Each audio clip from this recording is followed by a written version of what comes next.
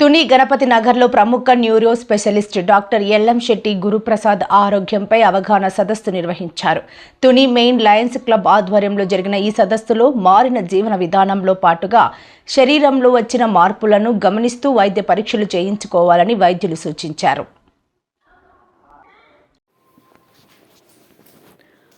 ఆరోగ్యంపై ప్రతి ఒక్కరూ వ్యక్తిగత శ్రద్ధ పాటించాలని ప్రముఖ neuro physician doctor LM Shetty Guruprasad తెలిపారు.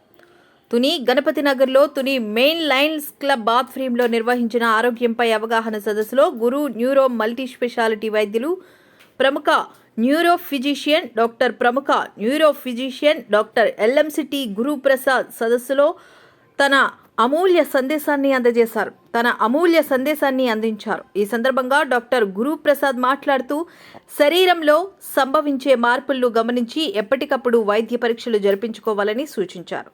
క్రమశిక్షణతో కూడిన వ్యాయామం, ఆహారపు అలవాట్లు మార్పు వంటి అంశాలు మనిషి ఆరోగ్యాన్ని ప్రభావితం చేస్తాయన్నారు.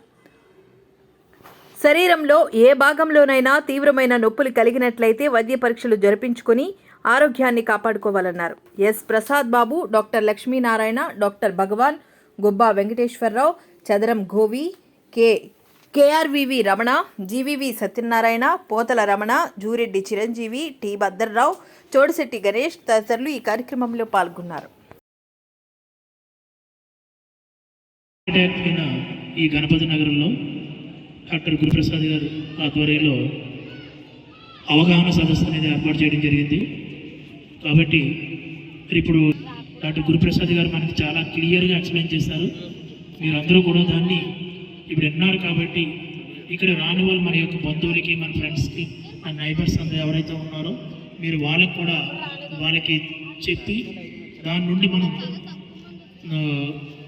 హార్ట్ అటాక్ రాకుండా దాని యొక్క రెమెడీస్ తీసుకోవాలని ఈ అవగాహన సదస్సు ఇందులో అందరికీ కూడా ఉపయోగపడాలని కోరుకుంటున్నాం.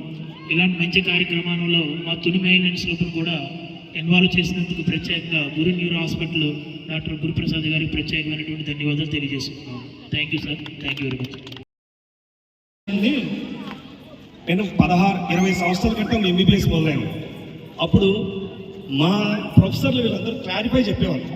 ఈసీజీ లేకుండా నువ్వు హార్ట్ అటాక్ అని చెప్పగలవా, చెప్పొచ్చని మా ప్రొఫెసర్ చెప్పేవాళ్ళు. అప్పుడు ఎగ్జాక్ట్ ఎడమవైపు వచ్చేది, ఎడమవైపు నుంచి చేయికి లాగేది, ఎడమవైపు నుంచి ఇజా భుజం ద్వారా చేయి వరకు లాగడం, చెమటలు పట్టడం అనీజీగా ఉంది.